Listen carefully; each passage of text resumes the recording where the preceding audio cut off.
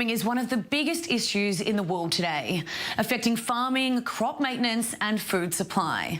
Now, as an Aussie, I know all too well about how devastating droughts can be, especially to agriculture. So any way to reduce water usage and improve crop quality is certainly something worth talking about. And that's why I'm joined now in studio by Eyal Mor, the CEO of Manna Irrigation. Eyal, thank you so much for joining us today. Thanks for having me, Sarah. Now, this technology that you've put in place, tell us exactly how it works. Well, you know, the question of how much and when to irrigate has been with the growers for decades and maybe centuries. Currently there are multiple ways to solve this issue, but each of them has its own challenges.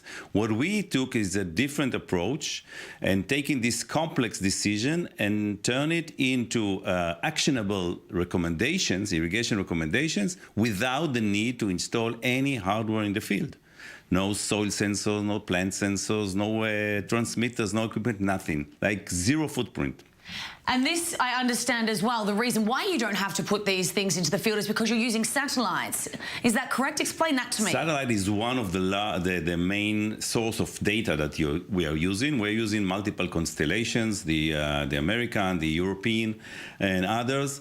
And what we do, we developed a very unique technology that can transform the data, the imagery, satellite imagery data into agronomic insights, and by that, and combining with other source of information like weather, for example, like the soil parameters, for example, and by that giving a simple solution to a very complex problem.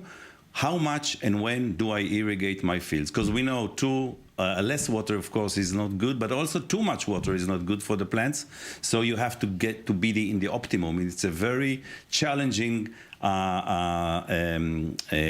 solution to bring a simple solution to this complex problem. Absolutely, a very complex problem indeed. How has it improved the agriculture industry being able to use this, and where is it used so far? Okay, so second question. We are operating in more than 10 countries outside Israel. We are a subsidiary. Manna is a young company, only 15 people, but we are a subsidiary of a very big company, Rivolis Irrigation, which is one of the largest drip irrigation manufacturers in the world. So we have presence through them in many, many countries, and we have our local staff.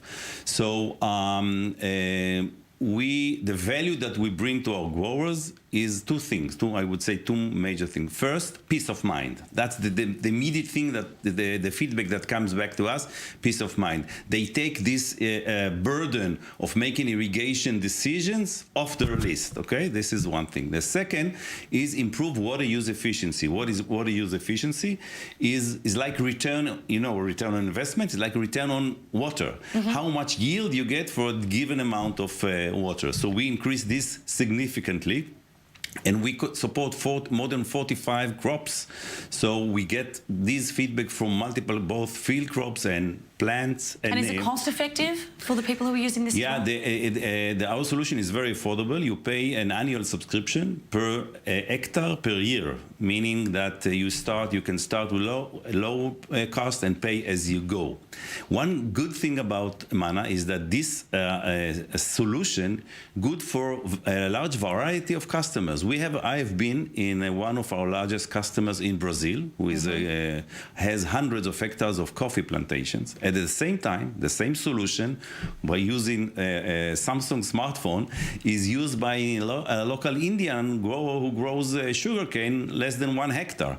So it's the same solution by variety of growers with the same interest or the same wish to improve the crops. Now, finally, as I mentioned earlier in the thing, global warming is a big issue at the moment. How does your technology adapt to the changing climate that we're in? Okay, so one of our, as I mentioned, one of our sources is weather.